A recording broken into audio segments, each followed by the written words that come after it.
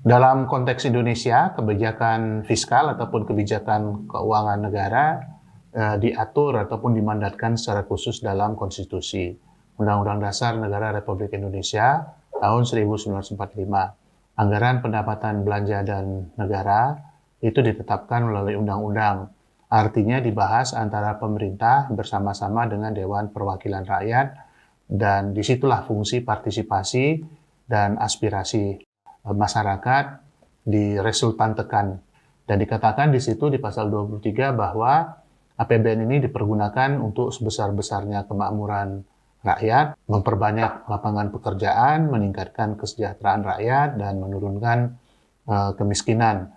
Dan tentu yang paling penting juga adalah memajukan kesejahteraan umum, mencerdaskan kehidupan bangsa seperti yang menjadi mandat dalam pembukaan Undang-Undang Dasar 1945.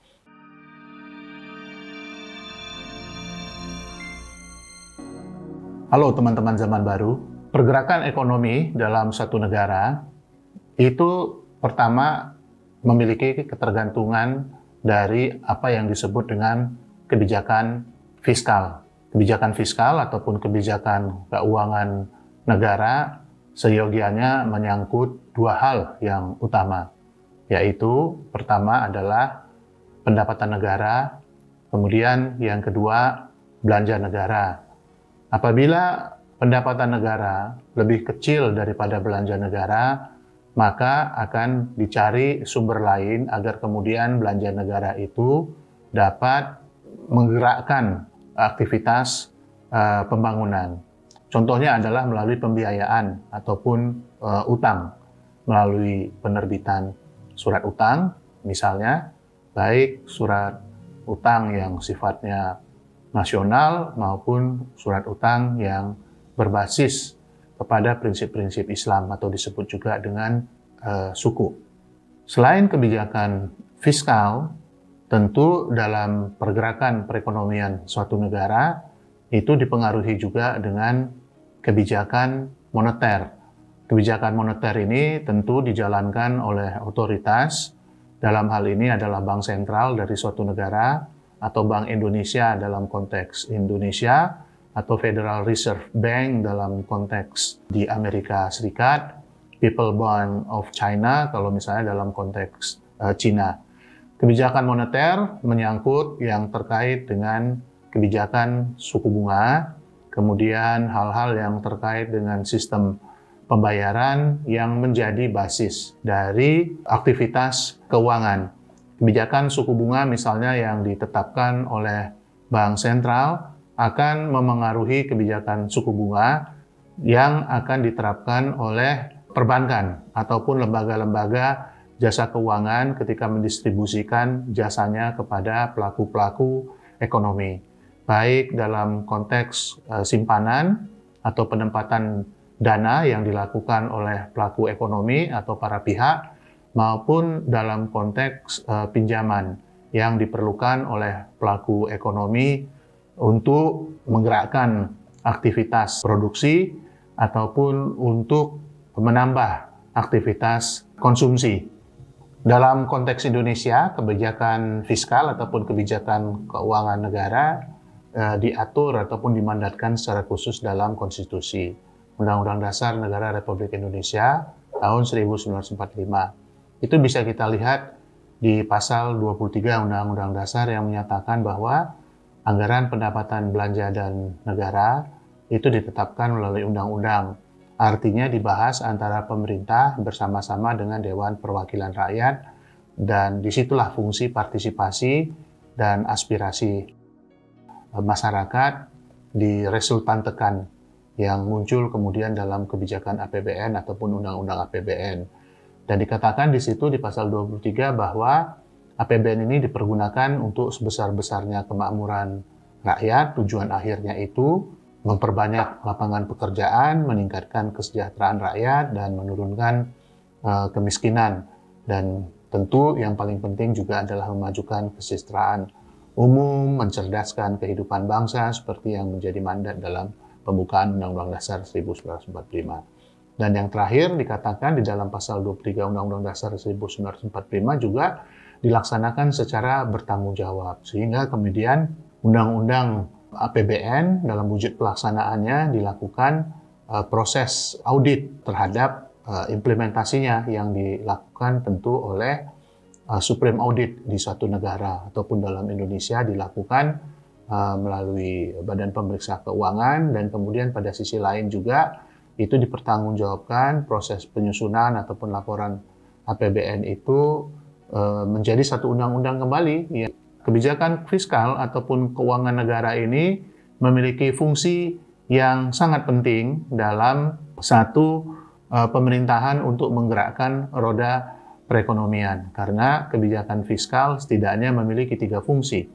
Yang pertama adalah fungsi distribusi, artinya fungsi distribusi ini adalah mendistribusikan sejumlah belanja negara yang didapatkan dari pendapatan negara ke daerah-daerah yang sesuai dengan kebijakan yang ditetapkan oleh negara tersebut.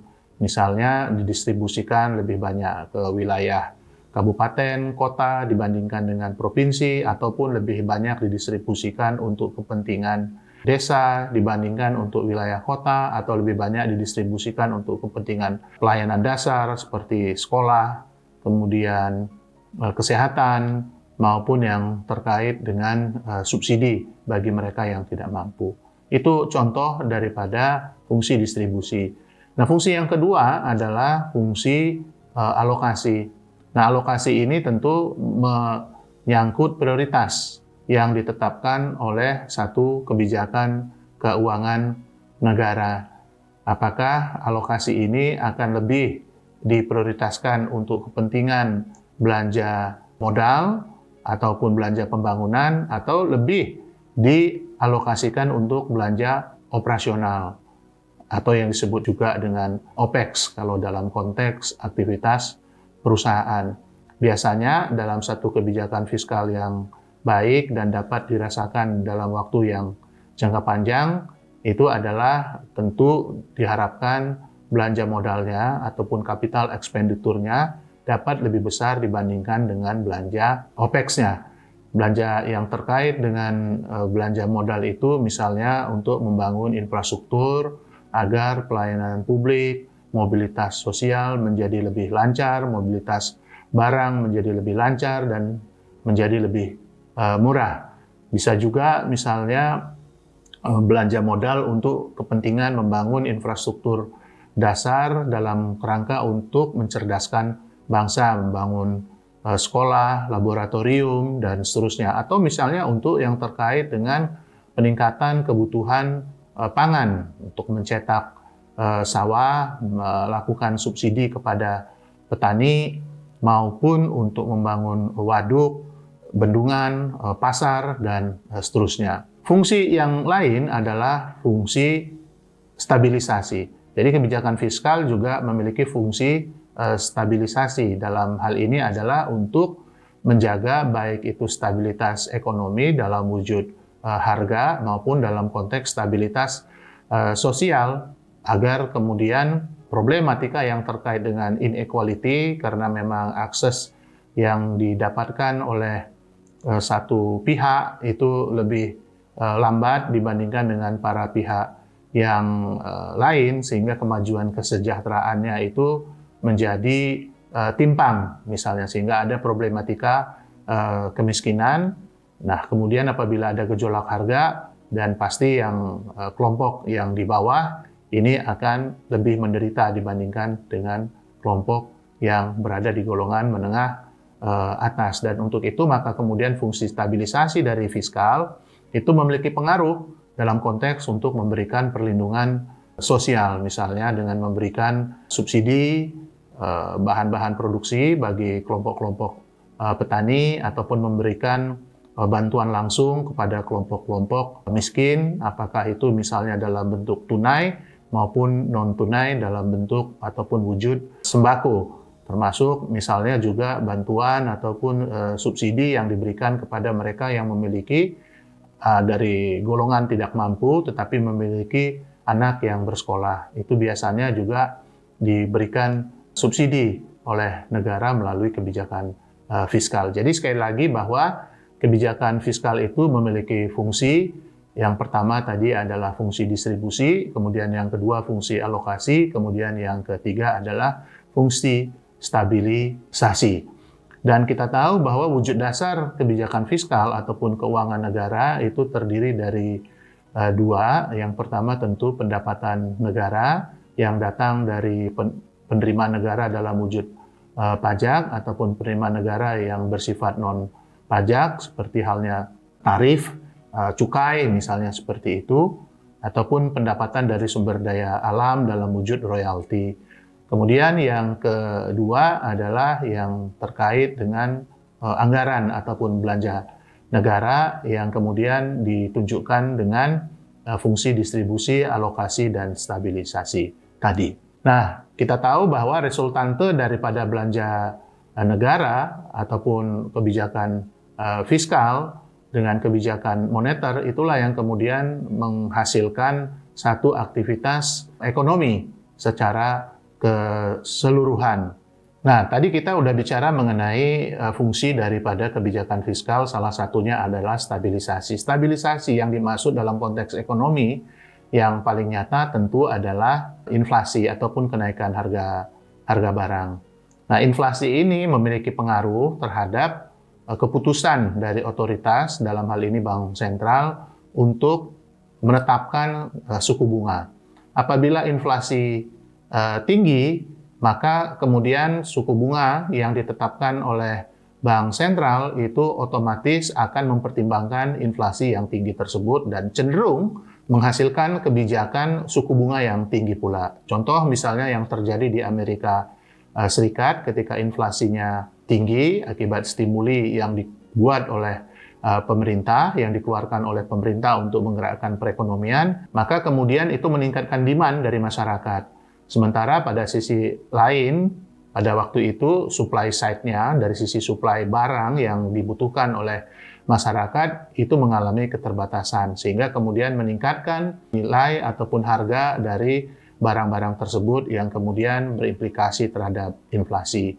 Nah, ketika inflasi tinggi, maka kemudian ekspektasi dari para pemilik uang itu adalah mengharapkan suku bunga yang tinggi. Nah, salah satu cara agar kemudian terjadi penurunan inflasi itu agar orang dapat, misalnya yang paling sederhana, memiliki alternatif yang lain dalam penempatan uang, kan bisa belanja, bisa dipakai sebagai tabungan seperti itu, maka Bank Sentral membangun kebijakan menetapkan suku bunga yang tinggi sehingga akan terjadi sebagian dari dana yang dimiliki oleh masyarakat mendapatkan insentif pilihan yang lain untuk ditempatkan di perbankan, maka ditetapkan suku bunga yang tinggi. Suku bunga perbankan yang tinggi ini otomatis tentu akan berpengaruhi kepada lending rate ataupun suku bunga pinjaman, karena pada dasarnya perbankan itu adalah memiliki fungsi intermediasi. Dana tabungan dari masyarakat kemudian disalurkan untuk kegiatan produksi yang dibutuhkan oleh para produsen untuk mereka membiayai modal dalam kerangka untuk produksinya, baik untuk modal mencari bahan baku, misalnya seperti itu, ataupun modal untuk kepentingan investasi. Nah, apabila modal yang diakumulasi ini datang dari suku bunga yang tinggi, maka ini otomatis akan memengaruhi cost of production. Dan kemudian pada akhirnya akan memengaruhi harga jual dari produk ataupun barang yang dihasilkan dari si produsen itu sendiri. Jadi suku bunga yang tinggi pada akhirnya itu juga akan mengakibatkan harga yang tinggi pula sampai nanti didapatkan satu equilibrium ya antara supply dan demand yang mencapai satu titik yang seimbang yang dianggap tepat oleh para pelaku pasar, baik dari sisi supply side ataupun dari sisi demand side. Apabila anggaran belanja dan pendapatan di suatu negara itu berada dalam posisi yang tidak seimbang, artinya lebih banyak belanjanya dibandingkan dengan penerimaan negaranya, maka kan kemudian harus dicari sumber lain, misalnya utang.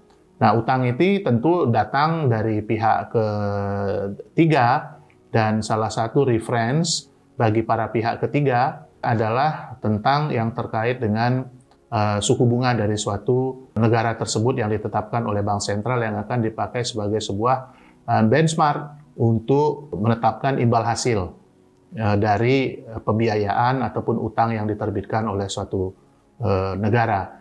Apabila suatu negara tersebut bank sentralnya menetapkan suku bunga yang relatif tinggi dibandingkan dengan satu kawasan negara-negara, maka kemudian otomatis apabila negara tersebut juga membutuhkan pembiayaan, membutuhkan utang, maka kemudian imbal hasil yang diminta oleh para pemilik dana itu juga minimal sama ataupun bisa 50 basis point atau 100 basis point di atas suku bunga yang ditetapkan oleh bank sentral. Nah, dan itu tentu akan memengaruhi pada akhirnya apabila itu dipenuhi oleh pemerintah untuk memenuhi kebutuhan pembiayaan tersebut, harus dialokasikan untuk pembayaran bunganya maupun pembayaran pokok utang tersebut yang diharapkan datang dari penerimaan negara. Apabila defisit ataupun pembiayaan ini berlangsung terus menerus, tetapi pada sisi lain penerimaan negara relatif tidak berkembang ataupun tidak meningkat, maka kemudian hutang akan menjadi semakin besar, yang akan mengakibatkan defisit neraca antara neraca anggaran dan pendapatan belanja dari suatu negara dibandingkan dengan produk domestik bruto dari satu negara akan semakin melebar. Demikian teman-teman, kesempatan kita pada hari ini membahas tentang kebijakan ekonomi negara yang berbasis kepada otoritas.